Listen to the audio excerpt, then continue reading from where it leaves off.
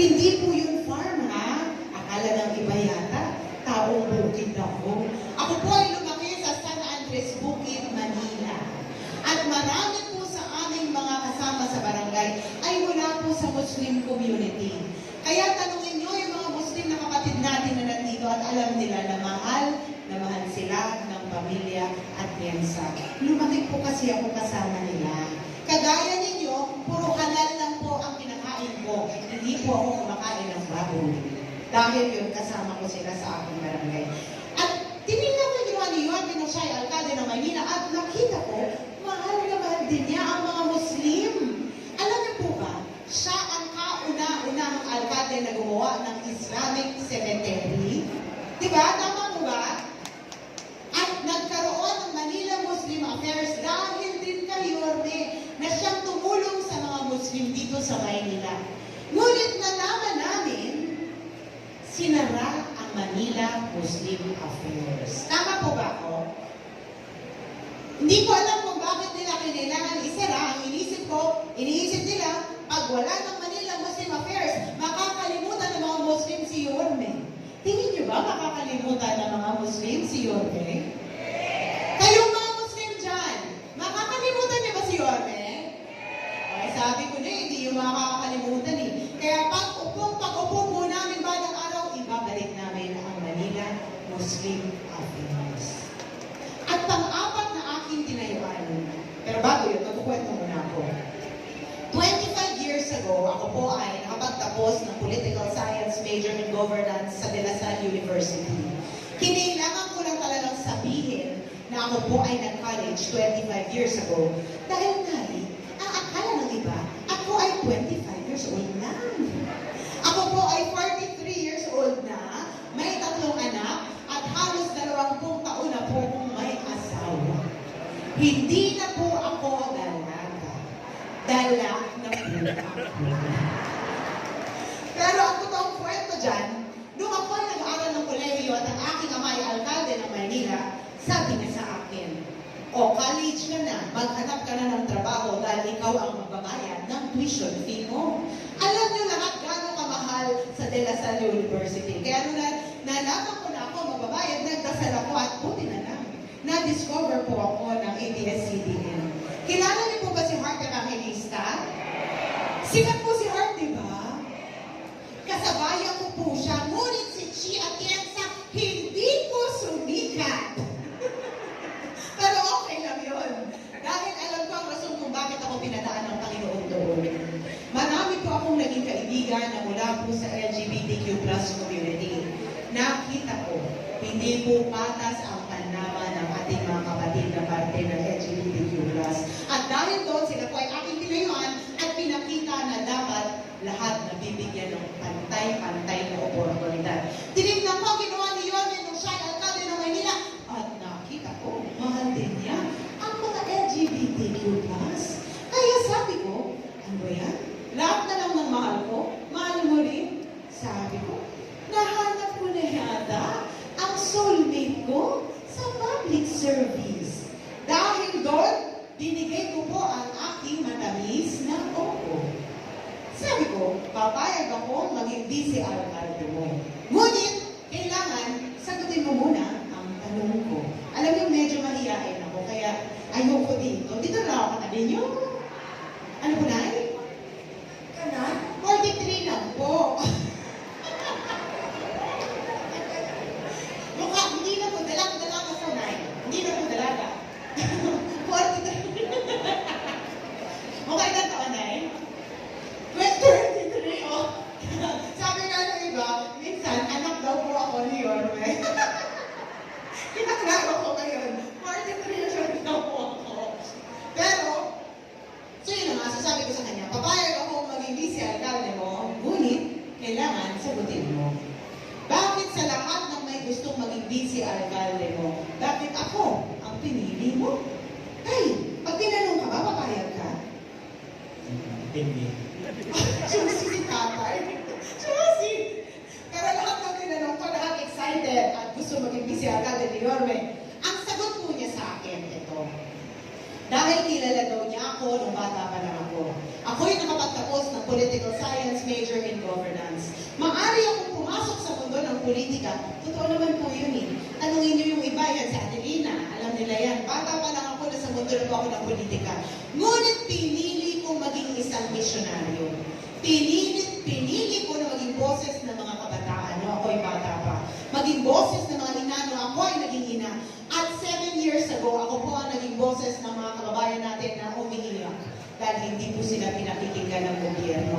At dahil doon, sabi ni Yorme, yan ang rason kung bakit ikaw ang pinili ko. Gusto daw niya na sensitibo ang vice alcalde niya sa pangangailangan ng mga Manileño.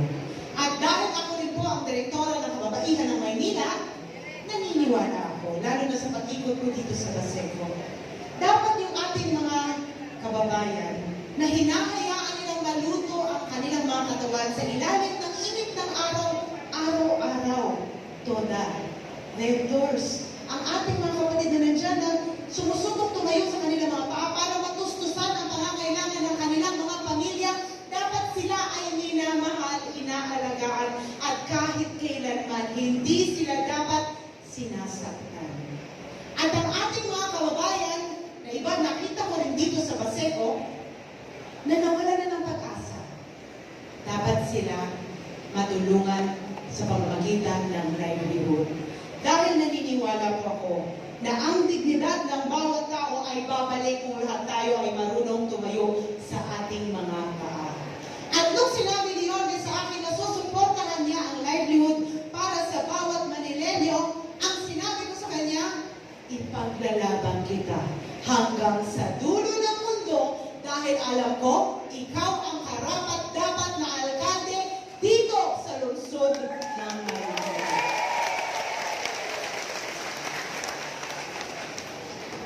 Alam niyo, sa bawat sulok na aming pinupuntahan ni Yorme, bawat distrito, bawat barangay, isa lamang po ang sinisigaw ng lahat.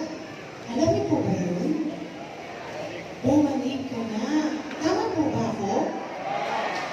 Alam ko, kaakibat ng sigaw niyo na bumalik na si Yorme dahil miss niyo na maramdaman na kayo ay napakikinggan na ang serbisyo ng lungsod ng Maynila ay pumatok sa inyong mga pintuan muli. At alam ko, namimiss nyo na maramdaman ang totoong kalinga mula sa lungsod ng Manila.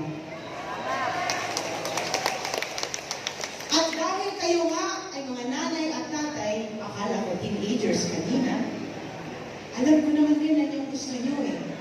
Gusto nyo, kaya gusto nyo bumalik si Yorme, dahil gusto nyo sa lalating mga taon nandito kayo sa mundong ibabaw. Gusto nyo maramdaman na parte kayo at mahal kayo at aalagaan ang mundo na iiiwan nyo balang araw para maging mas maganda ang buhay ng inyong mga anak at mga apo.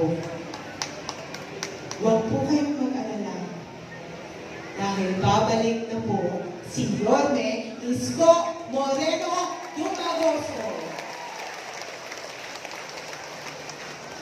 Ngunit sana, dahil ang 5 distrito ay ang aking bahay, kayo po ang aking pamilya, sana isama niyo rin po si Chief at Pinsa. Mahal na mahal ng pamilya Atienza ang Baseco. Bata pa lang ako, nakita ko ng pagmamahal ng aking ama dito. Naaalala ko dati paano makalusot ka sa isang area, kailangan sumakay ka sa isang bangka. Tama po ba po?